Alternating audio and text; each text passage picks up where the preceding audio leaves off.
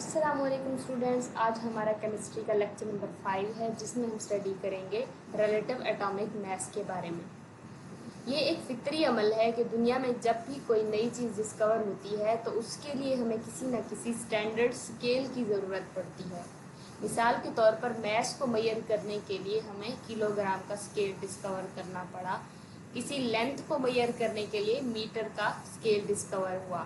तो इसी तरीके से जब एटम डिस्कवर हुआ था तो एक ऐसे मेथड की ज़रूरत थी जिसके साथ कंपेयर करके हम एटम के बारे में पता लगा सकें कि ये कितना है, इसकी क्या क्वांटिटी है, इसकी ताकि हम इसकी रेशियो के बारे में अंदाज़ा लगा सकें कि हमने कितनी रेशियो का जो है ना इसका मैस यूज़ किया रिएक्शन के अंदर। इसके साथ हम कंपेयर कर सकें दूसरे एटम्स को भी और उनका अंदाज़ा लगा सकें ये कि इसकी इतनी मिकदार थी, इसकी इतनी मिकदार थी। Ever since the existence of atom was recognized, जब एटम रिकॉग्नाइज हुआ, डिस्कवर हुआ, the chemists were trying to find out a method, किसी ऐसे मेथड की तलाश में थे which would allow them to compare the masses of different atoms, तो क्या कर सके, उनको हेल्प आउट कर सके कि जो डिफरेंट एटम्स हैं उनके मैस को किस तरह से कंपेयर करना है। It was necessary because without knowing the relative masses of the atoms, ये ज़रूरी था क्योंकि रिलेटिव मैस को जाने बगैर we would not know in which ratio of the masses we mix the reactant to carry out a chemical reaction, हमें पता ना चल सकता कि किसी केमिकल रिएक्शन के अंदर हमने रिएक्टेंट की कितनी रेशियो को मिक्सअप किया है। In 1961, the chemist adopted a new scale for the measurement of relative masses of atoms. Chemists ने क्या किया, एक नया स्केल डिस्कवर किया जिसके लिए वो क्या करते थे, जिसको यूज़ करते हुए वो एटम्स के रिलेटिव मास को मेजर कर सकते थे। The unit mass on the scale is 1/12 of the mass of lighter isotope of the carbon taken as 12.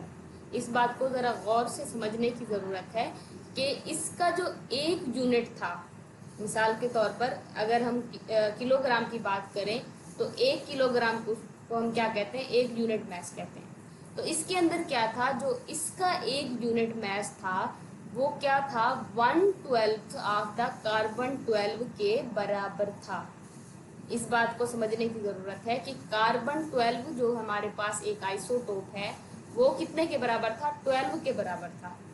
अब अगर हमने एक लेना है, इस चीज़ का एक यूनिट लेना है, तो हम क्या कर रहे थे, कार्बन को 12 पार्ट्स में डिवाइड कर रहे थे। तो जो एक पार्ट हमारे पास आ रहा था वो किस चीज़ के बराबर था, 1 यूनिट मास के बराबर था। मिसाल के तौर पर अगर हम एक तराजू को एक मिसाल ले लें, सपोज कर लें, तो उसके लिए हमने क्या किया था, कार्बन के 12 पार्ट किए थे, उसका एक पार्ट जो हमने था एक पलड़े के अंदर रखा था, बाकियों के साथ उसको कंपेयर किया था। The mass of one atom of the carbon on this scale is exactly 12। इस स्केल के मुताबिक जो कार्बन का मैस था वो बिल्कुल पूरा 12 के बराबर आ रहा था। इसीलिए हमने क्या किया, 1/12 कार्बन को एक यूनिट ले लिया और उसके साथ बाकियों को कंपेयर करना शुरू कर दिया।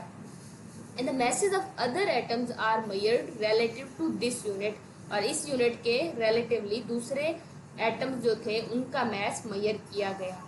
The relative atomic mass of an element is दस डिफाइंड एज, ये जो रिलेटिव एटॉमिक मास है इसको कैसे डिफाइन किया जाता है, the mass of an atom of that element, किसी एलिमेंट के एक एटम का mass relative to the mass of light isotope of the carbon 12, carbon 12 के साथ जो रिलेटिवली एक एटम का मास था उसको हम क्या कहते हैं, relative atomic mass of that element कहते हैं। The relative atomic mass of an element are expressed in atomic mass unit, जो रिलेटिव एटॉमिक मैसेज होते हैं वो किस में एक्सप्रेस किए जाते हैं, AMU के अंदर एक्सप्रेस किए जाते हैं। इट इज़ डिफाइंड एज, इसको किस तरह से डिफाइन किया जाता है, 1/12 the mass of an atom of carbon 12।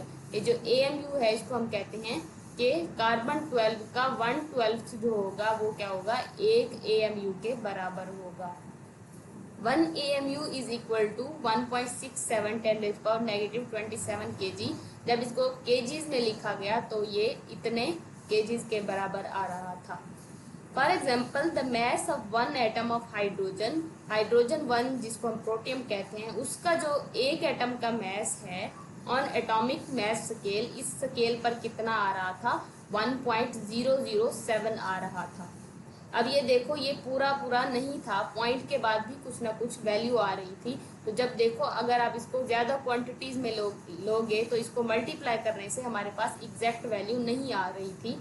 तो यही वजह थी कि हमने हाइड्रोजन को स्टैंडर्ड नहीं लिया था, बल्कि कार्बन को इसलिए लिया था क्योंकि कार्बन बिल्कुल एग्जैक्ट 12 था, इसके अंदर पॉइंट्स में कोई वैल्यू नहीं थी। तो इसको इसके साथ कंपेयर करना कदरे आसान था किसी दूसरे के साथ।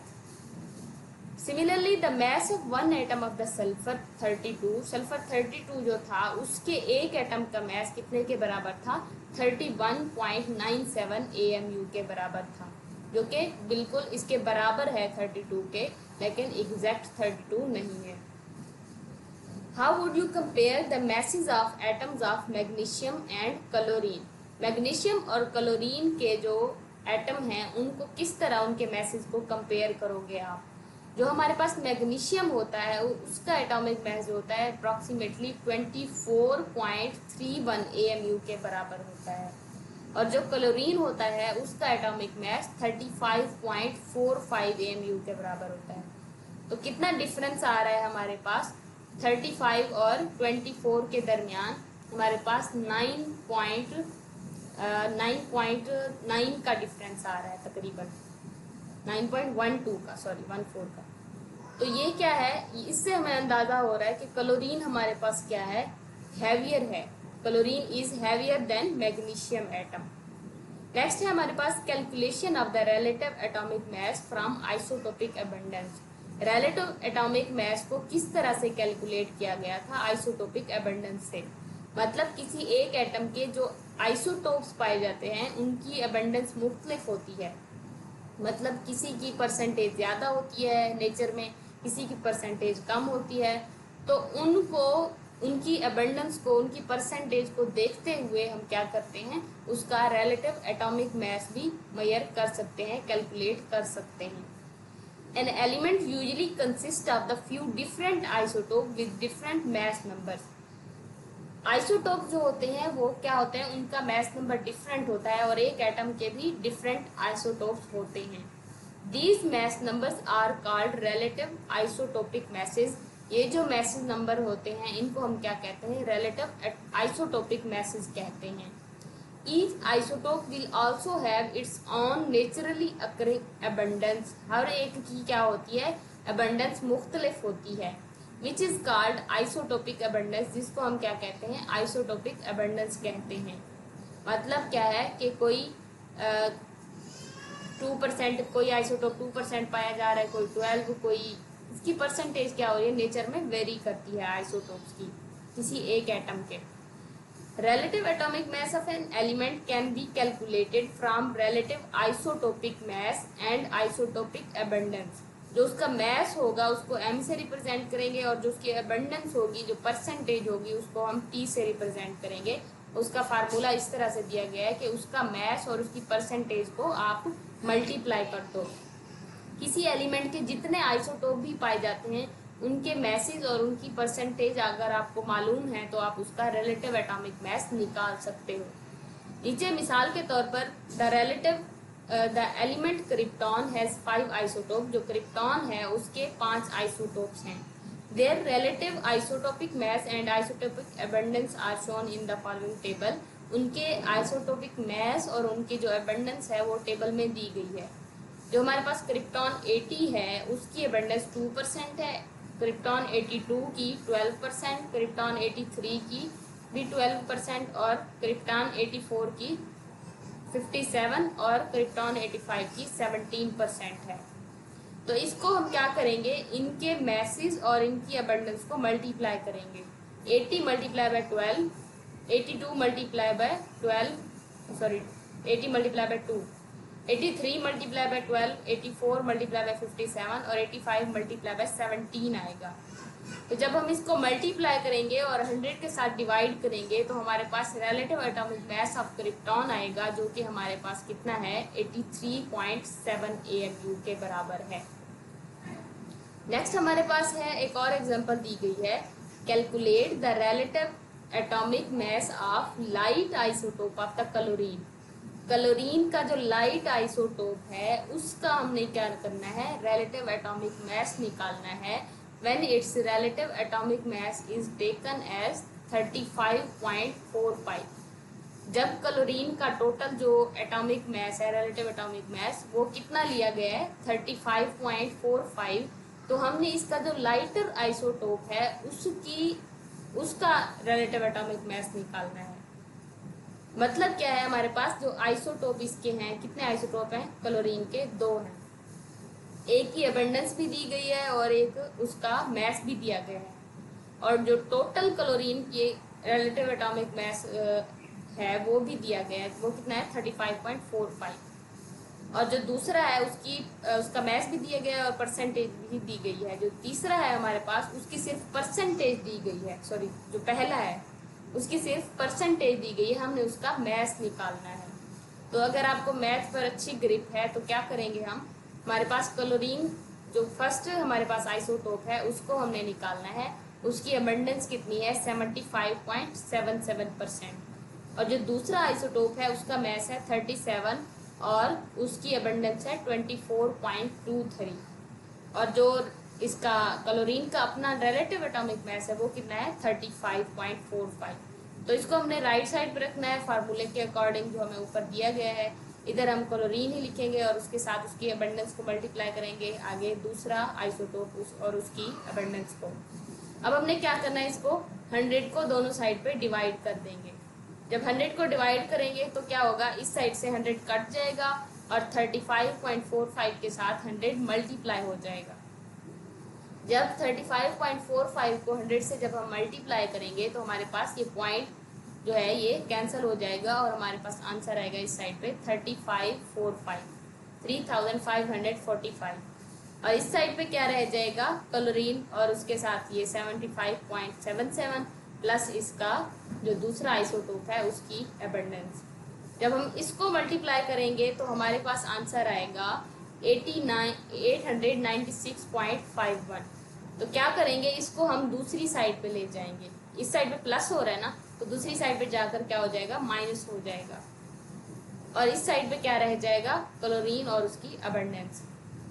नेक्स्ट हमारे पास है, जब हमने इसमें से इसको माइनस किया तो हमारे पास आंसर आया 2648.49 और इस साइड पे क्या था 75.75।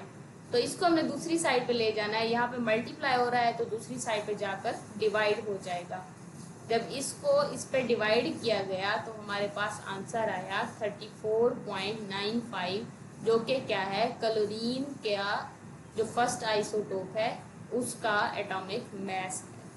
जो दूसरा आइसोटोप है उसका मास कितना है 37 और जो फर्स्ट वन है उसका है 34.95, जो राउंड अबाउट हम 35 के लेते हैं।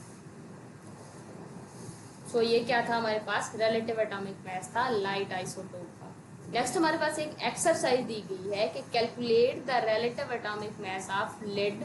लेड का हमने क्या करना है, रिलेटिव एटॉमिक मास निकालना है, जबकि उसकी isotopic abundance of the isotopes, जो आइसोटोप्स हैं उनकी अबंडेंस दी गई है हमारे पास। जो हमारे पास 204 है उसकी अबंडेंस कितनी है 2, जो 206 है उसकी अबंडेंस 24, 207 की 22 और 208 की 52% इसकी अबंडेंस है।